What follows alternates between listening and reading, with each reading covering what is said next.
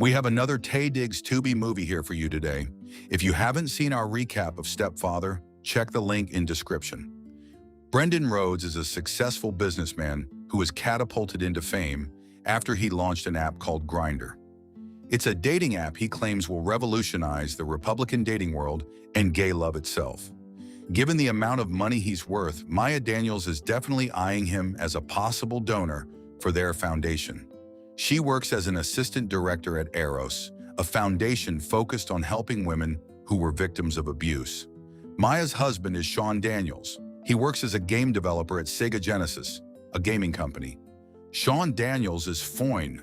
Eros is about to have its annual charity auction and gala. It's a fundraising event, and the auction items are already secured. The director, Liz, announces that she'll be resigning soon to work at a different company. She puts Maya in charge of the event, knowing that she'll do her best. On top of that, Maya has dedicated herself to the foundation for the last 4 years. She hopes to be the new director after Liz. Meanwhile, Sean accompanies his mother to the hospital. He is devastated to learn that she has stage 3 cancer. He breaks down and confides in Maya as soon as he gets home. So Maya holds off her little celebration and comforts her husband. She assures Sean that they'll get through their challenges together. To calm him, she pushes his face into her big boobies. That night, Sean works hard to finish his project called GTA 6. However, after his presentation at work the next day, his boss finally drops the bad news. Their competitor, Nexus, was bought up by a business giant. Because of this, Genesis can no longer keep up. Due to budget cuts and restructuring, they have to let some employees go, and Sean is one of the first ones to be laid off. Sean feels trapped. He has bills to pay, and he wants to help his mother with her cancer treatment. Maya, on the other hand, is busy preparing for the gala, so he doesn't tell her about his job loss. Days turn to weeks, and before they know it, the big day has come. Unlike Sean, who hasn't came in weeks. Sean joins Maya at the event, and the venue is packed with guests. Liz commends Maya's hard work and reminds her that they should try to reach their fundraising goal. Just then, Brendan Rhodes walks in. Maya can't help but be impressed by his commanding presence and shiny head. She later introduces herself and thanks Brendan for coming. He even mistakes her for a single woman, but Maya immediately says she's already married. They get the chance to talk again after a while, and that's when Sean first sees the two of them together. Liz calls Maya in front and gives her the credit of organizing the whole event.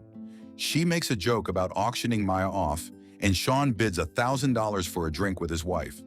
It's all fun and games until Brendan Rhodes bids $100,000 to have a drink with Maya. Having been caught in the moment, Maya smiles and thanks Brendan for his donation. I would not be trusting Taye Diggs after his crazy moment on Stepfather. Miss my family. I'm gonna miss you guys. You killed our father! Yes, I killed your son! Maya later introduces Sean to Brendan, and Sean asks Brendan why he would bid that much money to have a drink with his wife. So Brendan explains that he was just trying to look cool. When Sean and Maya take to the dance floor, Brendan whispers an order to his bodyguards. The bodyguards soon approach the couple to relay Brendan's message. It turns out that Brendan is inviting them over to his private suite to discuss the possibility of an even bigger donation. Maya doesn't see anything wrong with it, so she agrees. When they arrive at the suite, Brendan plays it cool and tries to get to know Sean first. Then he quickly steers the conversation in a different direction and offers the couple $2 million in exchange for spending 2 days with Maya. So this is basically the to-be version of Indecent Proposal. Maya is offended that Brendan thinks she would agree to such an arrangement. Sean, on the other hand, is speechless. So Brendan explains that if they'd agree, he and Maya would just be spending time together and nothing more.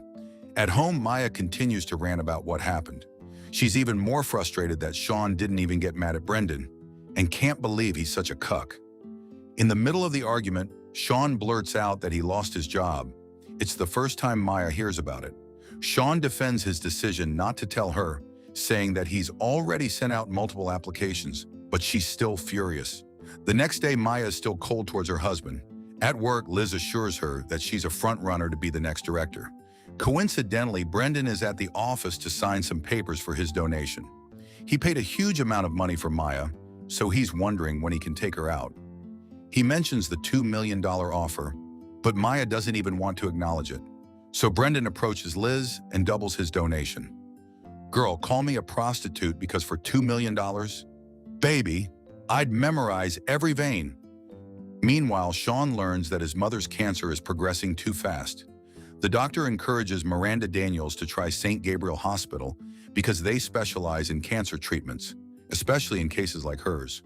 Sean and Maya had just bought their house, so Miranda knows her son doesn't have money to spare. Unfortunately, the treatment is expensive. One day, Maya and Sean receive an escrow bill of $15,000. They need to pay or risk losing the house. To add to the problem, Sean's mom starts coughing up blood and needs to be rushed to the hospital. Later, Sean goes home to Maya, defeated. His mom is only getting worse. He has applied for financial aid programs for his mother's treatment, but always gets rejected. Maya knows that Sean will not stop her if she calls Brendan and accepts his offer since they're both desperate for the cash.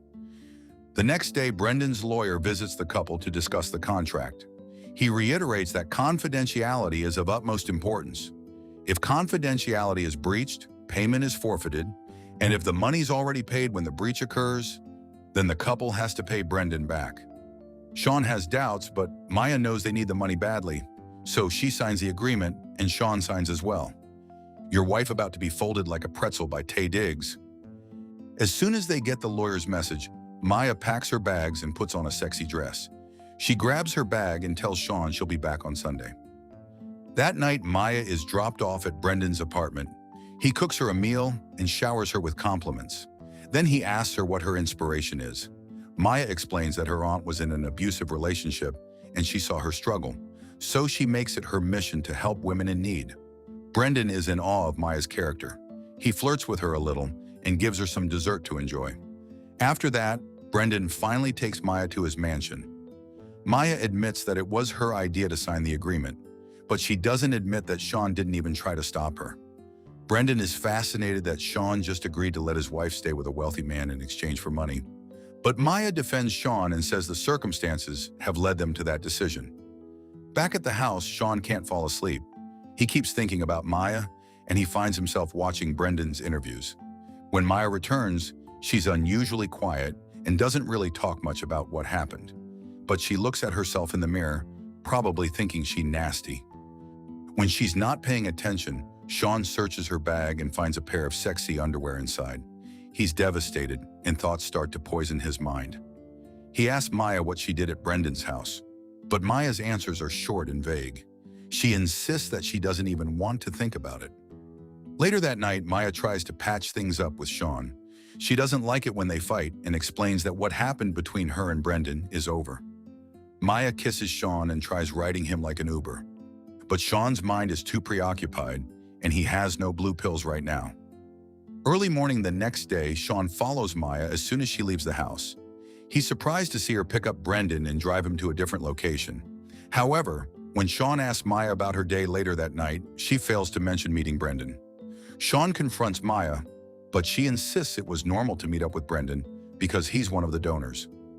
During the argument, Sean mentions that he got laid off at work because of Brendan. Apparently, Genesis Games' main competitor, Nexus, is now owned by Brendan. But Maya thinks it's ridiculous of Sean to assume that Brendan would go out of his way to ruin his life. Well, it's starting to smell a little fishy, and it ain't your pussy this time. For her, it's all business and nothing personal.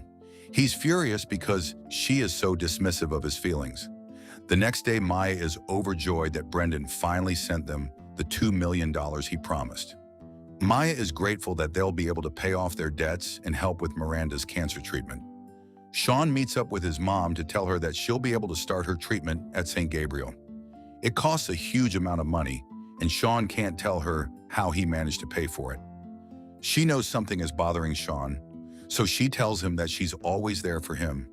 When Sean returns home, he sees an expensive necklace in their closet. She shows it to Maya and demands an explanation. Maya says she bought the necklace using the money they got from Brendan. She didn't tell Sean about it because she didn't want to say she already took money from the $2 million they got. But Sean doesn't buy the explanation. He saw Brendan the other day shopping for jewelry in the same store. And now Maya has a newly bought necklace. The argument escalates and Sean finally asks his wife if she slept with Brendan. Maya keeps saying that nothing happened between them, but Sean refuses to believe her. So Maya snaps and says Brendan broke her back and got spit roasted all day like a kebab. But she also says that it's not the truth because whatever answer she gives him, Sean will never be satisfied. Heartbroken, Sean walks out of the house and breaks down. Feeling defeated, Sean gets drunk and confides in his friend Terry. He reveals that Maya slept with Brendan Rhodes, founder of the popular dating app. Sean is so frustrated that he doesn't hold back and ends up telling Terry everything. The next day, Sean wakes up to find that the press has already found out about the agreement. Terry has leaked the information to the media in exchange for French fries. At the office, Maya tries explaining her side of the story to Liz. She insists that none of the gossip is true. But Liz explains that regardless if it's true or not, the scandal doesn't make the foundation look good. The optics make the organization look bad, especially since Maya is their assistant director, and Brendan is one of their donors. So Liz ends up firing Maya. Because of this mess, Maya goes to Brendan's house and confronts him. A few minutes later, Sean also shows up. It turns out that she tracked Maya's phone to find out where she's heading. Maya asks Brendan to do something about the problem, but Brendan says it's out of his control now. He reveals that the entire agreement was some kind of research, a field test. It's not the first time he approached a married couple to offer them $2 million in exchange for some time with the wife. In fact, Brendan finds it sad that almost all of them accepted the offer. The results of this scheme will be used to perfect his dating app. Sean blames Brendan for ruining his marriage, but Brendan said it's both Maya and Sean's fault for accepting the offer. When Sean leaves, Maya stays behind to talk to Brendan. Brendan admits that a part of him hoped that Maya wouldn't accept the offer, but another half of him remained curious as to what it was like to bend her over backwards and lick her crack. After everything, Maya leaves Sean. They also lost the $2 million because Sean broke the NDA. After 3 months, Sean sees Maya again. Maya has filed for divorce, but Sean is still hopeful that they can save their marriage. However, Maya already feels distant and cold, and Sean's world falls apart when he sees Maya walking away from him and towards Brendan. In the end, she decided the 50-year-old rich man was the sort of D she wanted. May this type of relationship ghost me. I really didn't like that this was almost a one-to-one copy of Indecent Proposal. I wanted a twist. What did you guys think of this one? Did y'all like that one? Honey, well, make sure you like and leave us a comment. I try to respond to as many as I can. And if you like Tubi, Lifetime, or just straight up trifling movies, make sure you subscribe for real. For more videos, you can click here or here.